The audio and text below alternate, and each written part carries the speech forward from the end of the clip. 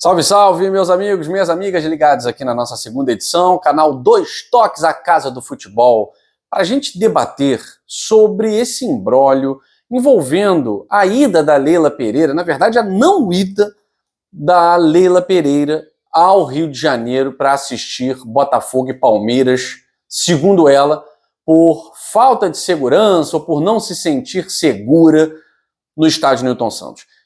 Isso é uma declaração que coloca em xeque algo que não estava no script. A própria relação e questão de segurança entre as torcidas Botafogo e Palmeiras.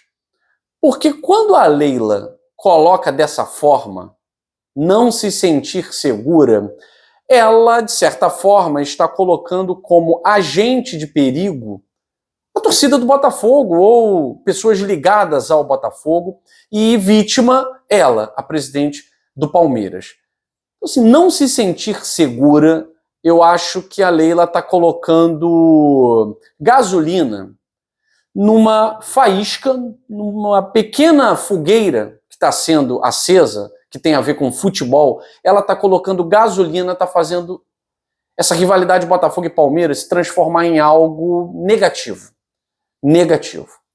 E ainda tem jornalista que está defendendo essa postura e exigindo que o Botafogo diga para a Leila que ela está segura, mas em nenhum momento, a gente precisa sempre repetir isso, porque não dá para nós ladearmos com mentira, não dá para nós ladearmos com fake news. Em nenhum momento o Botafogo colocou o Palmeiras como vilão de alguma coisa. Em nenhum momento o John Textor colocou a Leila Pereira como vilã de alguma coisa. Então o fato de ela não querer ir ao Rio de Janeiro por conta desse problema com o John Textor, eu não quero olhar para a cara do John Textor, não quero ter que esbarrar no John Textor, não quero olhar para o símbolo do Botafogo e lembrar do John Textor, tudo bem. Mas quando ela coloca como motivação, o fato da insegurança dentro do estádio do Botafogo, ela está colocando como agentes de perigo, como pessoas capazes de cometer algum delito contra ela, a torcida, os dirigentes, o próprio John Textor, e isso não faz o menor sentido. Infelizmente, no futebol e outros esportes também, ainda há as agressões verbais, os xingamentos. Num mundo ideal, isso não haveria. A briga fora do campo ficaria fora do campo e dentro do campo todo mundo se preocuparia com os jogadores que ali estão e com a partida que está acontecendo. Mas a gente sabe que não é assim. Tudo que envolve emoção do ser humano também envolve outros sentimentos, né? Como raiva, ódio. Enfim, infelizmente, isso é natural.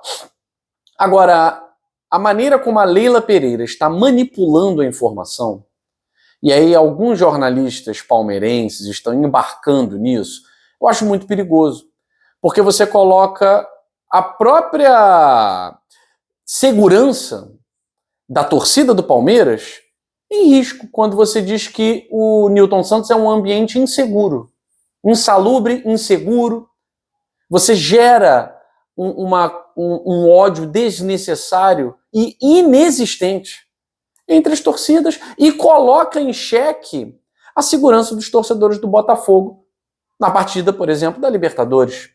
Porque se ela não se sente segura, alguma coisa os torcedores, o Botafogo está fazendo para que isso aconteça. Então, os palmeirenses podem pensar, vamos repetir, vai ter retaliação. Só que essa retaliação é retaliação de algo que não existe, só existe na cabeça da Leila Pereira. E esse discurso é muito perigoso.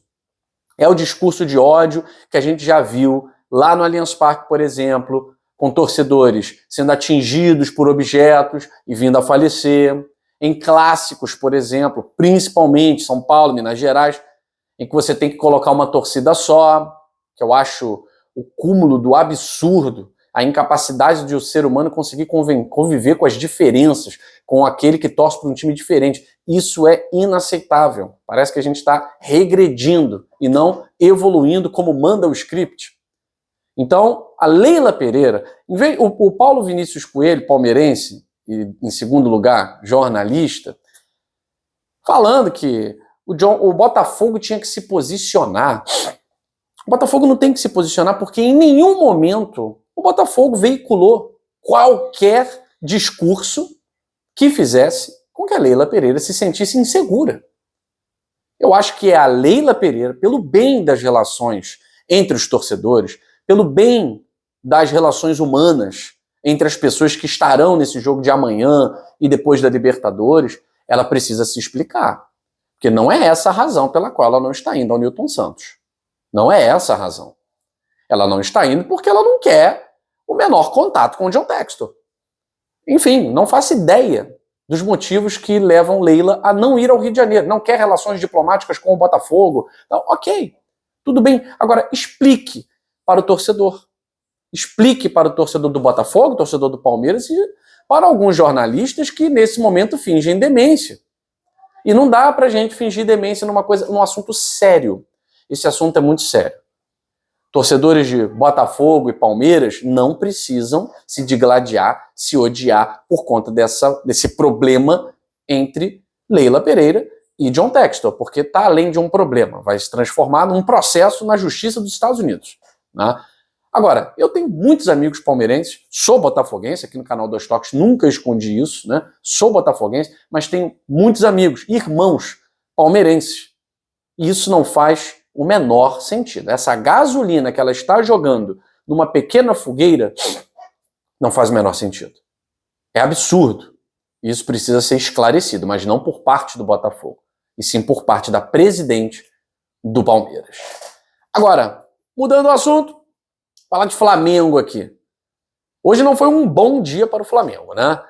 Além do processo do Gabigol, todo o procedimento, né, o efeito suspensivo ter sido anulado, porque o CAS ele anulou todo o processo que estava rolando devido a um problema na intimação da União. Pois é. Porque nesses processos, né, em antidoping, né, nós temos sempre 3 árbitros, né, 3 juízes para decidir.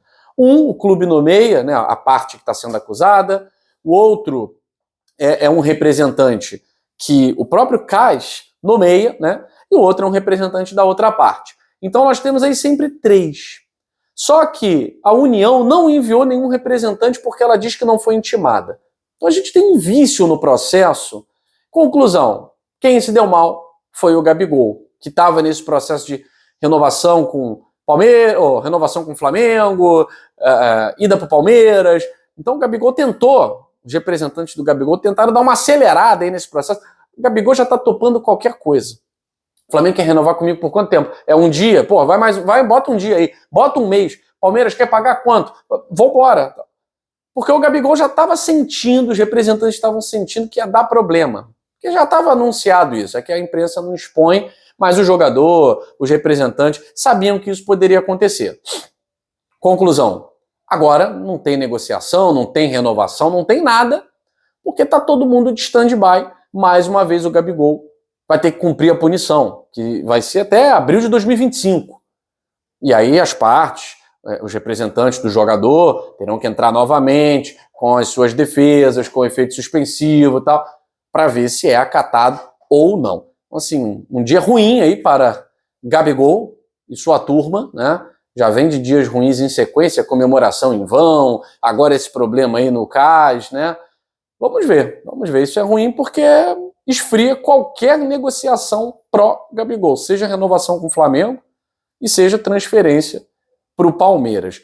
Falando em Flamengo, o Zenit sequer respondeu à sondagem, ao apelo do Flamengo aí pelo jogador Claudinho.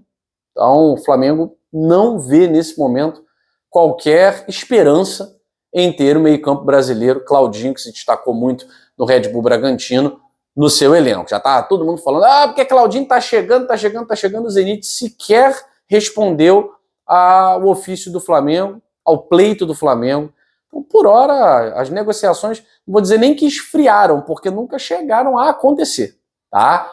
Então, por enquanto, nação rubro-negra vai baixando a bola aí. Claudinho é um sonho distante, mas com o elenco que o Flamengo tem, com ou sem Claudinho, com ou sem Gabigol, é um elenco para brigar por título em todas as frentes em que está jogando. Eu fico por aqui. Mais informações a gente volta aqui no canal Dois Toques, a Casa do Futebol. Valeu!